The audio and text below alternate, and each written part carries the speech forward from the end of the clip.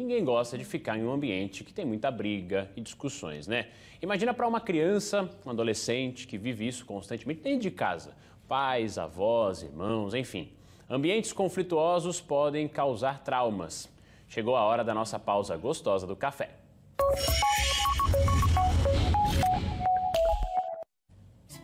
E para esse assunto a gente recebe hoje a psicóloga Solange Guastaferro. Doutora Solange, tudo bem? Bem-vinda mais uma vez. Bom dia, Bruno. Bom dia a todos que nos assistem. Eu que agradeço estar aqui mais uma vez. Mais um assunto que a gente vai ter aqui o privilégio de conversar com o Cafezinho Coringa na nossa pausa do café. E a gente vai falar de um assunto delicado também, porque envolve o ambiente familiar, envolve crianças, pais, pessoas muito próximas, mas ambientes que podem ser muito conflituosos, né? Acho que a palavra é essa mesmo. O que isso pode causar para a vida de uma criança, não só naquele momento, né, mas para o futuro dela? Então, um ambiente conflituoso, um lar disfuncional, né? Isso não significa que a casa não vai ter brigas, não vai ter discussões, mas quando isso é exagerado, com gritos, discussões, uso abusivo de álcool, psicologicamente a pessoa agride uma outra, né? Então a criança viver nesse ambiente certamente não é saudável para uma criança, né?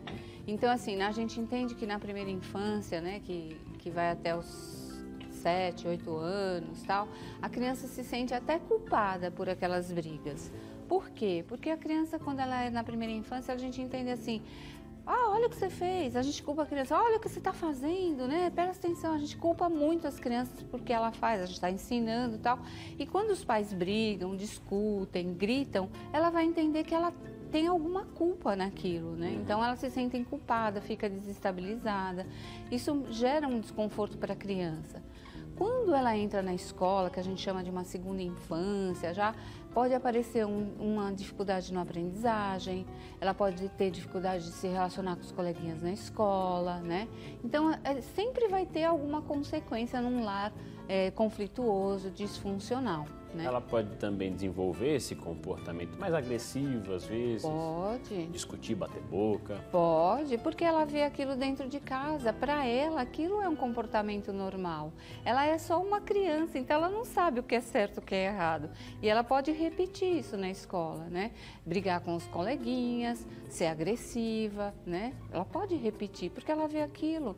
Porque assim, a gente tem que entender, os pais têm que entender que a gente ensina as crianças pelo nosso exemplo. Então, se a gente está dando exemplo, brigando, discutindo, gritando com o outro, a criança vai aprender esse comportamento e ela vai repetir na escola, né? Quando ela vai crescendo, ela vai vendo que aquilo não é legal. Até que tem crianças, não sei, vocês devem ter já notícias aí, que fogem de casa. Sim. Né? Ela quer fugir daquele ambiente. Ela Essa não quer... ameaça, às vezes, de fugir de casa, acontece bastante pré-adolescência, adolescência, isso a gente vê bastante, né? Até comum no relato das crianças e adolescentes. Para fugir daquele conflito, né? Então ela não quer ficar naquilo. E quando vai crescendo, né? Ela pode até ter um amadurecimento precoce, né? Isso não é bom, porque as crianças ela tem que passar por todas as fases. Não é bom, não é legal a criança já ser madura sem estar ainda preparada para isso, né, Bruno? Então, assim, a gente entende que os pais, às vezes, pensam em se separar, mas ficam... Então, às vezes é melhor a separação do que a criança viver nesse conflito, né? Nessa angústia, que causa uma angústia, né? Causa um desconforto. E na vida adulta, certamente, isso vai trazer outras consequências, com certeza, né? Eu acho que esse é o gancho, né, doutora? Que não é só o impacto daquele momento para a criança, mas sim os reflexos que isso pode causar para o resto da vida, porque no momento a gente entende, é uma criança, está em um processo de amadurecimento e ainda está passando por aquela situação dentro de casa. Só que aí vem o reflexo não só para aquele momento, né? Para a vida. para a vida. Isso pode trazer, né, desdobramentos. Então, ele pode se tornar um adulto extremamente sensível, que qualquer discussão chora, perde o equilíbrio, chora porque se sente inseguro numa discussão, não tem argumentos, não tem, né, lembra daquela situação dos pais. Então, pode ser esse adulto que em qualquer circunstância vai chorar. Pode ser um adulto que não acredita no casamento, não quer se casar, porque acha que isso não dá certo, e não é verdade, né? Ou se fixa em pessoas tóxicas, né? Tem relacionamentos também abusivos, também difíceis, né? Porque aprendeu lá na infância que aquele era o exemplo que ele tinha e que aquilo era o certo, né, para ele. Então é um adulto que vai trazer consequências na infância. Nós somos resultados daquilo que fizeram com a gente, né? A gente traz a genética, a gente traz assim, nossa personalidade é formada pelo pai, pela mãe, mas daquilo que eles fizeram com a gente. Então, os papais e as mamães que estão nos assistindo, né, tem que tomar muito cuidado com... Não é que não vai ter discussão, qualquer casal tem discussão, sim, mas não nesse extremo, entendeu? De brigas abusivas, de ofensas, de discussões, né? E até violência física, né? Então, assim, é muito prejudicial um lar disfuncional, conflituoso para uma criança até ela se tornar adulta, né? Ela vai ter esses traumas, vamos dizer, essas consequências, né? Para a gente dar uma dica também, uma orientação para quem nos acompanha dentro de casa, você pode às vezes ter essa discussão longe, né? Ir para um lugar reservado, dentro da casa, conversar num tom mais baixo. Eu acho que é uma forma de preservação mesmo da briga, né? Com certeza. Porque assim, não é garantido, nem todo casal tem discussões, todo casal briga, todo casal tem temperamentos diferentes. E isso é saudável até, né? Porque nós não somos iguais. Mas a gente tem que ter o cuidado, como você falou, onde a gente vai discutir, de que forma vai ser essa discussão, né, essa comunicação, para que a gente não venha interferir realmente no desenvolvimento de uma criança que precisa de um ambiente acolhedor, seguro, saudável, para ela se tornar um adulto saudável, né? Isso é muito importante.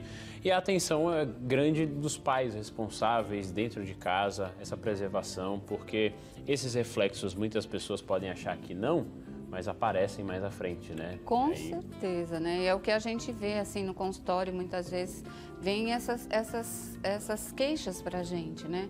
Pessoa que tem uma desestabilidade emocional, pessoa que tem dificuldade de se relacionar, não consegue se fixar num relacionamento. Isso vem de lá de trás, né? Da ancestralidade dos nossos pais, dos nossos avós até, né? E até para depois disso, né? Depois do trauma feito, né? Ali fixado na pessoa, aí é um processo um pouco maior, às vezes mais demorado, para você conseguir superar essa situação. Exatamente, né? Para você ressignificar isso, porque muitas vezes você não, é o que eu falo, né? A gente não vai esquecer, mas a gente vai dar um novo sentido que a gente não pode, que a gente, né, como adulto não pode repetir esses padrões, né? Que aquilo era uma coisa dos nossos pais e que devem ficar com eles e que eu posso ser diferente, eu posso aprender a regular minhas emoções, eu posso aprender a regular os meus comportamentos, isso tudo através de autoconhecimento, de investir no seu autoconhecimento. É um processo às vezes, né? Porque a gente está falando aqui de coisas às vezes bastante difíceis e disfuncionais que a gente sabe que acontecem nas casas, nos lares, nas casas. Verdade. Né? Doutora Solange, eu quero lhe agradecer mais uma vez pelo bate-papo muito importante, mais uma vez aqui com a gente, e desejar já também uma ótima Páscoa, um excelente final de semana. Eu também quero agradecer você, a TV Pajuçara, a todos que nos assistem, uma feliz Páscoa, muita paz, muita prosperidade e muita luz.